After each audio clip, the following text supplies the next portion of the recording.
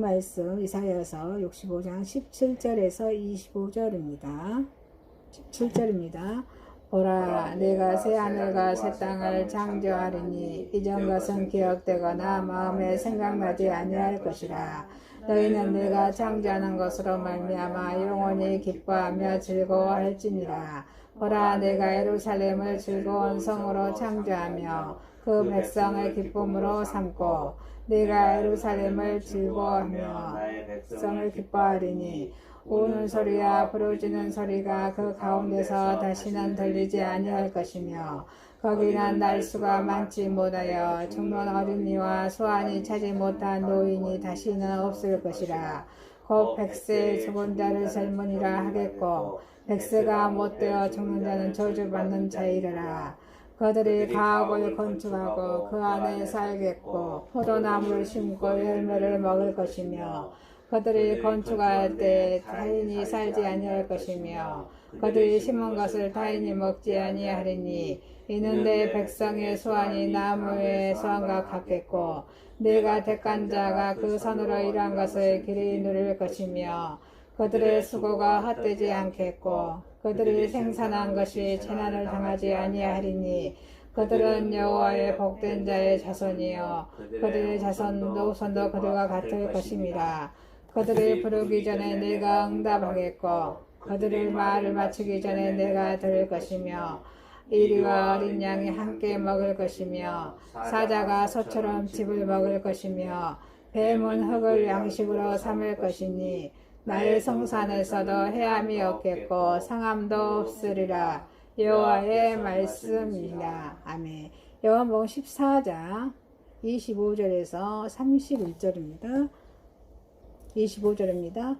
내가 아직 너희와 함께 있어서 이 말을 너희에게 하였거니와 보혜사 곧 아버지께서 내 이름으로 보내실 성령 그가 너희에게 모든 것을 가르치고 내가 너희에게 말한 모든 것을 생각나게 하시라. 평안을 너희에게 끼치노니 곧 나의 평안을 너희에게 주노라. 내가 너희에게 주는 것은 세상이 주는 것과 같이 아니하니라. 너희는 마음에 근심하지도 말고 두려워하지도 말라.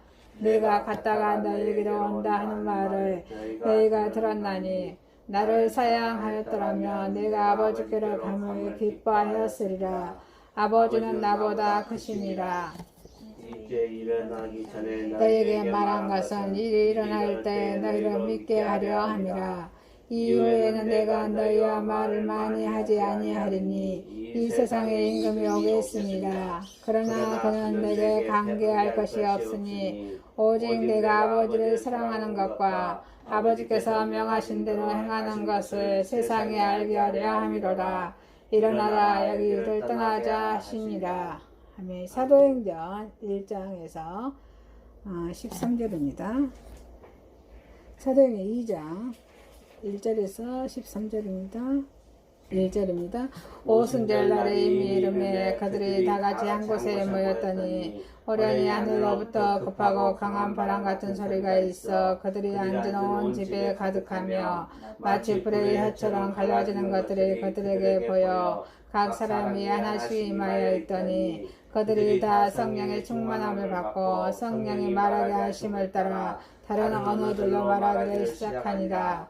그때에 경건한 유대인들이 전하 극으로부터 와서 예루살렘에 머물러 있더니 그 소리가 큰 무리가 모여 각 자기 방언으로 잘 말하는 것을 듣고 소동하여 다 놀라 신기하게 여겨 이르되 보라 이 말하는 사람들이 다 갈릴리 사람이 아니냐. 우리가 우리 각 사람이 난고 방언으로 듣게 되는 것이 어찌 됨이냐. 우리는 바데인가 메데인가 엘람인가 더 메소보다미아 유대와 갑바도니아 본도와 아시아 블루기아와 밤빌리아 애국과 메고레네 가까운 리비아 여러 지방에 사는 사람들과 로마로부터 온 거그네고 유대인가에게 들어온 사람들과 그레데인과 아라비아인들이라. 우리가 다 우리의 각 언어로 하나님의 큰 일을 말하며 듣는도다 하고 다 놀라며 방황하여 서로 이르되 이 어찌 된 일이냐 하며 또 어떤 이들은 조롱하여 이르되 그들이 세술에 취하였다 하더라. 아멘. 본문 말씀 이사야서 65장 17에서 25절, 요한복음 14장 25절에서 31절, 사도행전 2장 1절에서 13절 말씀으로 제목을 성령님의 사역, 성령님의 사역이라는 제목으로 오늘을 바꾸자 하겠습니다. 자, 첫 번째, 여호와의 복된 자는 성령님의 사역입니다. 여호와의 복된 자는 우리 성령님의 사역입니다. 이사야서 65장의 본문에서는 하나님께서는 그들을 가리켜서 여호와의 복된 자라고 말씀하십니다. 여호와의 복된 자. 그래서 말씀하시고 많은 축복을 약속하셨습니다. 여호와의 복된 자는 성령님의 사역입니다. 자, 여기서 그들이라는 것은 이스라엘, 남유다의 남는 자입니다. 이스라엘 유다의 역사입니다. 하나님께서는 아브라함에게 예언하듯이 이스라엘의 그 남유다의 유다는 애굽에서 야곱의 후손 70명과 함께 애굽으로 가죠. 가서 그 애굽에서 민족들이 이렇게 형성이 됩니다. 그래서 애굽에서 민족을 형성해서 출애굽 1장이죠. 12절에. 그리고 애굽에서 430년 동안 종살이를 하게 됩니다. 그러다가 하나님께서 그 지도자 모세를 애굽에 보내셔서 애굽을 탈출하도록 하십니다. 그게 출애굽기 12장이죠. 여기서 애굽은 세상을 말합니다. 세상, 예수님 믿지 않는 밖의 세상을 말합니다. 그래서 홍해를 건넙니다. 출애굽기 14장, 출애굽이죠. 탈출합니다. 그리고 시내산에서 율법을 받습니다. 출애굽기 19장이죠. 등정원 율법을 받고 20장에서는 십계명을 쓰죠. 그리고 하나님의 명령을 쫓지 아니함으로 인해서 불순종함으로 인해서 광야에서 민수기 13장에 불순종함으로 해서 나오죠. 그 광야에서 40년간을 방황하게 됩니다. 14장에 우리가 불순종하면 얼마나 우리 인생의 삶이 꼬이는지 모르겠어요. 불순종이 참 무섭습니다. 40년간을 방황하게 돼요. 40년간 방황하게 돼요. 그 후로 지도자 여호수아의 인도로 해서 요단강을 건넙니다. 여기서 요단강은 그 세상을 말하죠. 여호수아 4장에 사장에서 요단강을 건너서 가나안 땅을 정복합니다. 여호수아 12장에 가나안 땅을 정복합니다. 그래서 사사시대에 걸쳐서 사사들은 12명의 사사입니다. 12명의 사사시대에 걸쳐서 또 초대 왕이 누구죠? 사울왕의 사무엘상 10장에 사울왕의 기름을 부음받고 그 다음에 다윗왕 사무엘 2장에서 다윗이 또 기름을 부음받죠. 그 다음에 솔로몬이 열왕기상 1장에서 솔로몬 왕이 또 이렇게 통일한 몫을 지납니다. 이게 120년간이에요. 그리고 나서 솔로몬 때 또 나눠지죠. 우리가 남북으로 나눠졌듯이 남유다, 북이스라엘로 나눠집니다. 이게 르호보암 때 북왕국의 분열 시대를 맞게 됩니다. 남쪽은 여로보암, 이쪽은 르호보암 이렇게 나눠집니다. 르호보암이 남유다, 이쪽이 여로보암이죠. 잘못 말했습니다. 그렇습니다. 그리고 이제 북이스라엘이 720년에 BC 아수르에 멸망하게 되죠. 그리고 남유다만이 남게 됩니다. 그래서 이들의 남유다의 그 앞날도 암울하게 됩니다. 왜냐하면 그들은 하나님의 심판을 자초하는 그런 죄악을 계속해서 범했기 때문입니다. 여호와의 복된 자는 성령님의 사역입니다. 그들의 범죄와 심판입니다. 하나님께서는 그들의 역사 속에서 하나님의 은혜와 사랑을 베풀어 주셨습니다. 그럼에도 불구하고 그들은 우상을 숭배하고 호세아서 13장 송아지 우상을 숭배하고 율법을 어기며 하나님께 항상 불순종했습니다. 에레미야 7장이죠. 그래서 불신앙의 그런 태도를 버리지 못하였습니다. 수차례 걸쳐서 경고를 무시하는 그들에게는 결코 하나님께서는 심판을 행하셨습니다. 이웃 나라의 바벨론으로 하여금 남유다 얘기죠. 바벨론으로 하여금 그 남유다를 쳐서 포로 잡혀가게 한 것입니다. 그래서 열왕기와 아하서 24장에는 여호야긴 왕, 그 다음 마지막 왕이 시드기야죠. 잡혀가게 되죠. 왕들이 잡혀가, 백성들이 잡혀가게 됩니다. 그러나 하나님께서는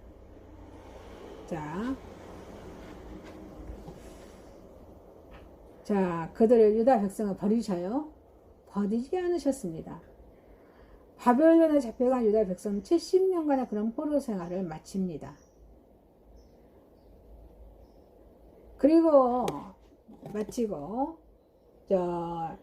역대하 36장 열왕기야서 24장 같은 맥락이에요.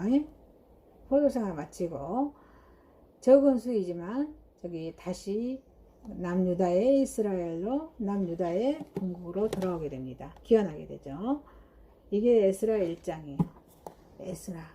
에스라는 성전을 건축하고 느헤미야 성벽을 다시 재건을 하죠. 1차 기한, 2차 기한, 3차 기한 이렇게 다 했어요. 그래서 이사야가 예언했듯이 남는 자가 바로 이사야서 10장에 남는 자가 바로 남유다의 그런 백성들을 말합니다. 이 본문의 여호와께서 복된 자들을 가리킵니다.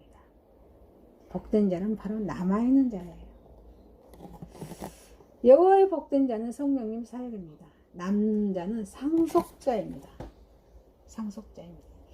이국 땅에서 드디어 꿈을 그리던 그런 고국을 다시 찾게 되었습니다. 하나님께서는 그들의 조상 아브라함에게 약속하셨던 젖과 꿀이 흐르는 그 가나안 땅을 상속받게 된 것입니다.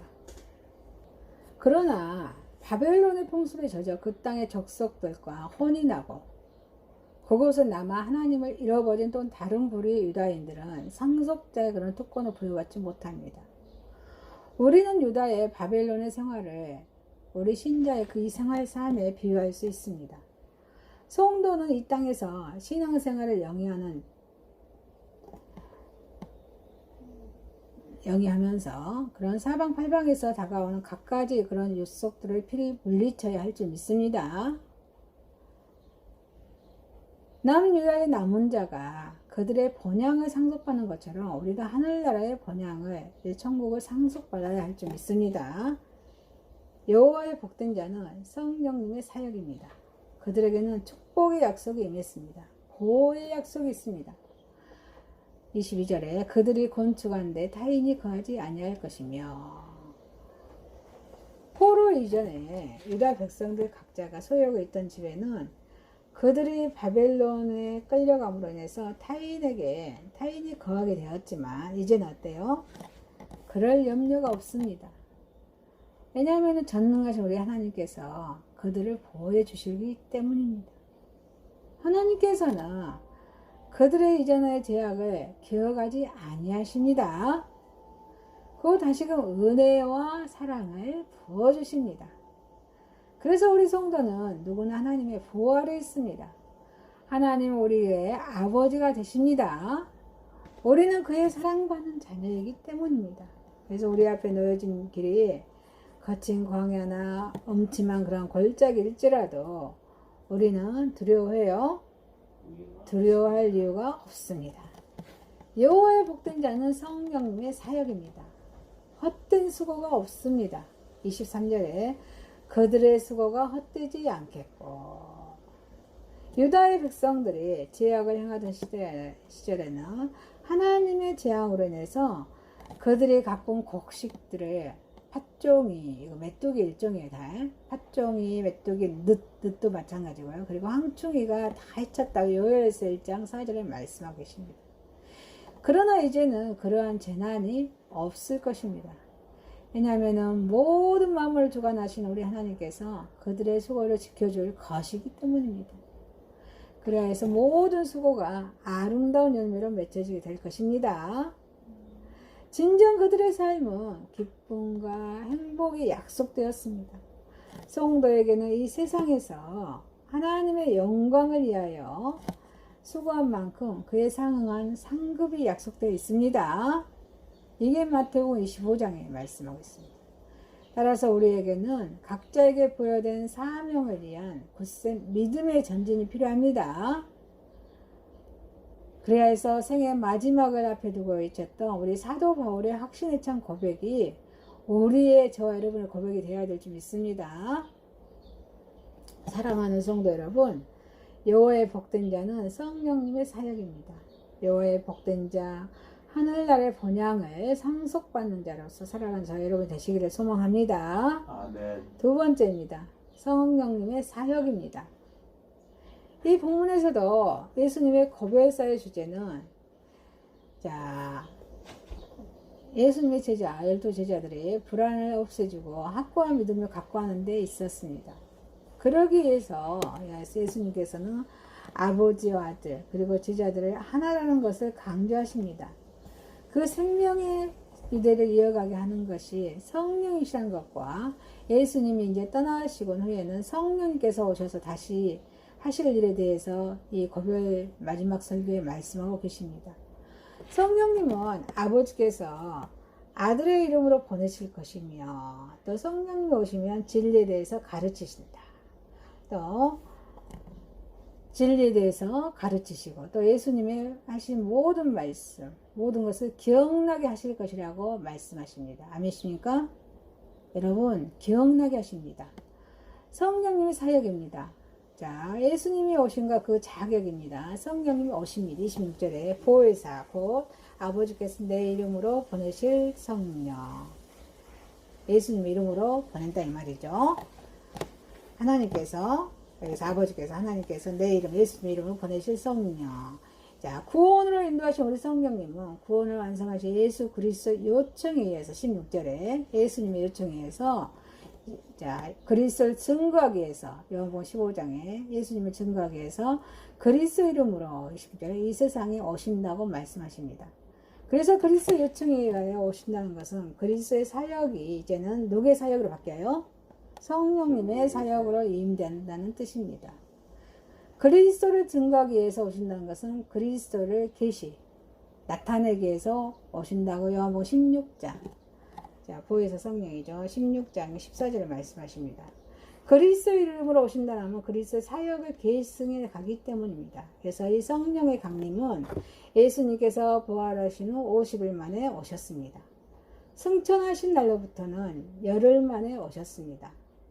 그래야 성령님은 여기서 부가 설명을 하자면 예수님이 30일 만에 부활을 하시죠. 그 10일 만에 다시 승천하십니다.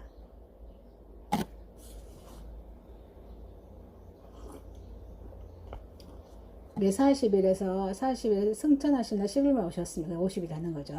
그래야 성령님은 그리스도 교회에 임재 계시면서 교회와 더불어 사역하시기 시작하였습니다. 저와 여러분을 통하여서 사역하신다는 것입니다. 아니십니까? 교회는 모이는 교회, 흩어지는 교회가 있죠. 저와 여러분을 통해서 사역하십니다.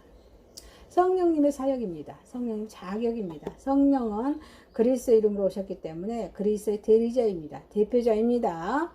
그리스도는 아버지를 계시하기 위해서, 예수님은 하나님을 계시하기 위해서 이 세상에서 일하셨습니다. 그리고 성령은 그리스도, 예수님을 계시하기 위해서 일하십니다. 그러므로 성령님께서 활동하신 곳에는 예수 그리스도의 일이 성취됩니다.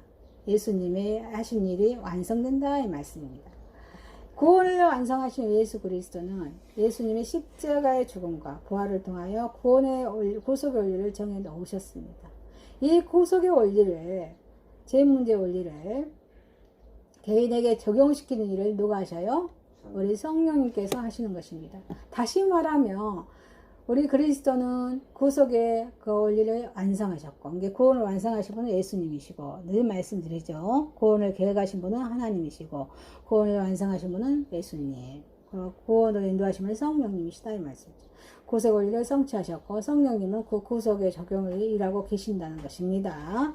그러므로 성령은 그리스도의 대리자고 대표자입니다. 성령으로 나지 아니하고는 누구든지 예수를 주라 할 수 없느니라. 고린도전서 12장 3절 말씀입니다. 성령님의 사역입니다. 성령님의 사역은 진리의 교육입니다. 말씀의 교육이란 말이에요. 자, 사람을 통해서 말씀을 선포하고 가르치시면 누가 마음을 움직이신다고요? 성령님께서 움직이신다 이 말입니다. 교육입니다. 교육시킨다는 것이죠. 26절에 그가 너에게 모든 것을 가르치시고 성령님이 가르치신다 이 말이에요. 우리 사람을 통해 우리 믿는 성도들 통해서 가르치시고 성령님께서 그 역사 세상에 오셔서 하시는 사역은 그리스도에 대한 모든 것을 가르치기 위함이라는 말씀입니다. 이게 저와 여러분이 가정이나 직장이나 사업장이나 어느 곳에 있든지 간에 성령님의 사역을 저와 여러분을 통해서 일하신 줄 믿습니다. 그래서 내가 중요합니다. 그래서요. 예수 그리스도 출생, 공적인 사역, 그리고 죽음과 부활에 이르는 그의 생애 전반의 그의 교훈을 인간에게 이해시키는 것은 성령이 아니고서는 우리가 할 수 없는 일입니다. 성령은 그리스도를 증거하십니다. 아멘이십니까? 인간의 그리스도의 진리 가운데로 인도하시면 누구예요? 우리 성령이십니다. 그래서 그 성령만이 하나님과 예수 그리스도에 대한 깊은 진리를 통달하고 계시기 때문입니다. 인간이 예수 그리스도의 복음을 전하지만 그 진리를 이해시키고 깨닫게 하는 것은 누구셔요? 성령이십니다. 그래서 우리가 선교회를 통해서 이렇게 복음을 선포하고 있지만 우리는 낙심해서 안 될 줄 믿습니다. 우리의 사역이 보이지는 않지만 성령님께서 하신다는 것입니다. 교회의 전도와 교육의 효과는 오로지 성령의 사역의 결과입니다. 성령님의 사역입니다. 성령님 진리를 보존하십니다. 내가 너에게 말한 모든 것을 생각나게 하시리라. 모든 것을 생각나게 하신다는 말씀은 모든 진리를 보존한다는 뜻입니다. 인간의 기억력은 한계가 있습니다. 그리고 불완전합니다. 예수님께서 3년 동안 제자들에게 가르치시고 행하여 보이신 일을 다 기록한다면 이 세상에 그 기록이 모두 보존할 수 없다고 했습니다. 오순절 이후 제자들은 성령이 충만하여서 예수 그리스도를 증거했다고 사도행전 2장에 말씀하고 계십니다. 그 제자들이 증언하는 진리 가운데는 예수님께서 지상에 함께 계실 때에는 깨닫지 못했던 그런 진리들이 포함되어 있습니다. 오순절 이전의 제자들은 예수님의 교훈 가운데서 도덕적인 교훈만을 이해했을 뿐입니다. 그리고 영적인 진리는 이해할 수가 없었습니다. 오순절에 성령 강림이 있는 후에 그들은 예수 그리스도에 대한 모든 것을 이해할 수가 있었던 것입니다. 그러나 기억만으로는 불완전하므로 하나님께서는 그것을 기록에 남기셨습니다. 그래서 진리를 말씀을 보존케 하셨습니다. 그래서 베드로나 마태나 요한 그런 성령의 지도하심에 따라서 예수님에 대한 기록을 남김으로써 하나님의 말씀을 보존했습니다. 그리고 또 바울을 통해서도 바울과 그 밖에 모든 여러 성경 기자들을 통해서 성령님의 지도하에 그런 하나님의 말씀의 진리를 기록을 남겼습니다. 교회의 모든 신학적인 업적은 성령을 통해서 이루어진 진리의 보존의 발달지입니다. 성령님의 사역입니다. 성령님의 사역의 목적입니다. 성령님의 사역은 보혜사, 성령님으로서 보혜사, 그리스도의 사람들을 이 세상에서 보호한다는 일입니다. 그래서 저와 여러분은 항상 보호하심을 우리는 받고 있다는 것입니다. 그들을 통하여서 그리스도의 사업을 승계하여서 발전시켜가는 일입니다. 그렇게 함으로써 그리스도의 재림을 준비시키는 일입니다. 이 일을 위하여 예수 그리스도를 믿고 그 신앙을 고백하는 심령 속에 지금도 성령님을 역사하고 계십니다. 사랑하는 성도 여러분, 성령님의 사역입니다. 성령님의 사역에 순종하는 저와 여러분이 되시기를 소망합니다. 아멘. 세 번째입니다. 성령님의 사역은 성령님이 임하십니다. 성령님이 임하십니다. 구원을 완성하신 우리 예수님께서는 사망의 권세를 깨뜨리고 부활하시니 40일 후에 하늘을 승천하시기 위해서 감난산으로 오르셨습니다. 예수님께서는 제자들과 마지막 대화를 나누십니다. 여기서 정치적인 그런 메시관에 대해서 벗어나지 못하는 우리 제자들의 그런 물음에 대해서 예수님께서는 때와 기한의 아버지의 권한에 있음을 다시 상기시켜 줍니다. 예수님의 최종적인 지상 명령을 하달하십니다. 그것은 바로 복음 전파입니다. 성령님께서 임하신 후에 되어질 이름을 전제로 해서 예수님께서 말씀하십니다. 성령님의 사역은 성령님이 임하십니다. 약속된 성령입니다. 오순절에 임하셨습니다. 오순절의 성령 강림은 약속에 대한 실현입니다. 하나님께서는 이미 850년 전에 요엘 선지자를 통해서 모든 육체에게 성령을 부어주심을 예언하셨습니다. 아멘이십니까? 요엘서 2장에 육체 저 여러분 모든 육체에 성령을 부어줄 약속을 예언하셨습니다. 요엘의 예언이 약속의 오순절에 성취되었다는 사실은 베드로의 설교를 통해서 이미 입증되었습니다. 사도행 2장이죠. 또 오순절의 성령 강림은 예수님께서 제자들을 향하여 직접 약속하신 것이기로 합니다. 그래서 성령님의 오심은 약속에 대한 성취입니다. 성령님의 사역은 성령님이 임하십니다. 오늘날에도 계속해서 임하신다는 것입니다. 오순절날에 한번 강림하신 우리 성령님께서는 오늘날을 계속해서 믿는 자에게 임하셔서 성도로 하여금 죄를 회개하게 하십니다. 구원의 기쁨을 알게 하십니다. 하나님의 뜻을 깨닫게 해주십니다. 그리하여서 하나님 백성다운 삶을 살게 해주십니다. 그리고 은사를 나누어 주셔서 교회의 유익을 가져다 주십니다. 여러분 각자 잘 아는 은사가 있잖아요. 교회의 유익을 가져다 주십니다. 그리고 믿는 자는 반드시 모든 성령을 받아야 합니다. 아멘이십니까?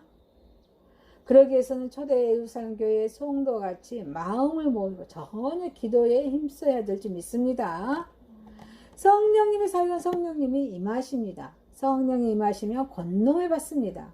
8절에 성령이 임하시면 너희가 권능을 받고, 성령이 임하시면 가장 먼저 나타나는 특징이 권능입니다. 우리는 제자들의 예를 보아서 그 사실을 익히 알고 있습니다. 겁장이며 연약하기 짝이 없던 제자들이 오순절에 마가의 다락방에서 성령의 충만을 받은 이후에는 권능 있는 그런 전도자가 되어서 담대하게 복음을 증거했던 사실을 우리는 볼 수 있습니다. 성령님의 사역은 성령님이 임하십니다. 예수님을 위한 권능입니다. 복음을 위한 권능입니다. 성령님께서 임하신과 동시에 내려주신 권능은 오직 무엇을 위해서요? 복음을 위해서입니다. 성령을 통하여 능력을 덧입은 자의 설교는 능력이 있습니다. 비록 유창한 언어와 미사역을 통하지 않아도 많은 영혼들에게 감동과 감화를 안겨줍니다. 그래서 베드로가 외치는 설교를 통해서 처음에는 3,000명, 사도행 2장이죠. 다음에 5,000명, 그 후로 남녀 큰 무리가 사도행 5장 14절에 회개하고 주님께 나오는 역사가 이루어진 것입니다. 이처럼 성령을 통한 권능은 믿지 않는 많은 사람들을 구원에 이르게 하는 공익적인 그런 권능입니다. 성령의 권능을 받고자 하는 자는 이 점을 뚜렷이 인식할 필요가 있습니다. 성령님의 사역은 성령님이 감하십니다.